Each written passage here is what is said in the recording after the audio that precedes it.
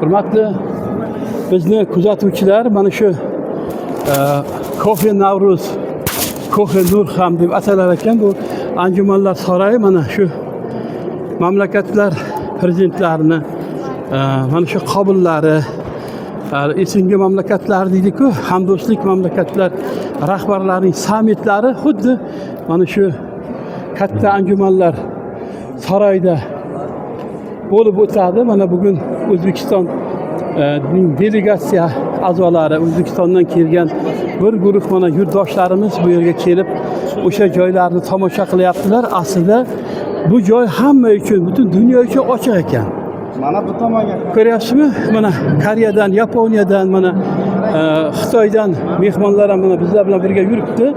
Ularga bemalol ruxsat ekan kirib ko'rish, mana shu anjumanlarni, saroyini tomosha qilish. Albatta oddiy fuqarolarga ham qiziqda. Mana masalan shu mana prezidentlar o'tirgan stollar, mana ko'ryapsizmi? Mana Rossiya Federatsiyasi prezidenti mana o'tirgan stol, mana narada O'zbekiston Respublikasi prezidenti o'tirgan stol, mana shunga o'tirib ko'rishyapti, yurib ko'rishyapti, yerga suhbatlar bo'lyapti. Albatta har bitta oddiy xalq uchun, odamlar uchun bu juda ham qiziq.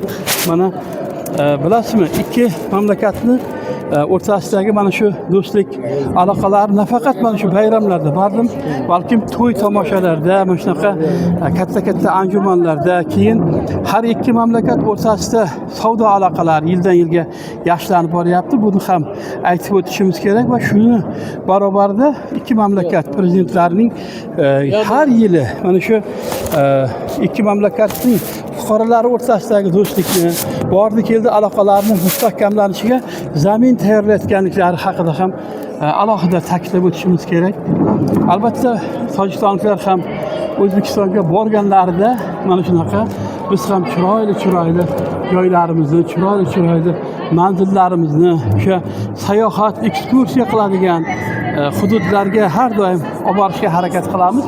Bu endi har bitta xalqni, har bitta davlatni xohishi. Bizni kuzatib borasiz. Biz kun davomida mana shu Surxondaryoning mana shu delegatsiya a'zolarini bu yerda aynalib tomosha qilayotganliklari xususida shiyolarimizni aytib boramiz.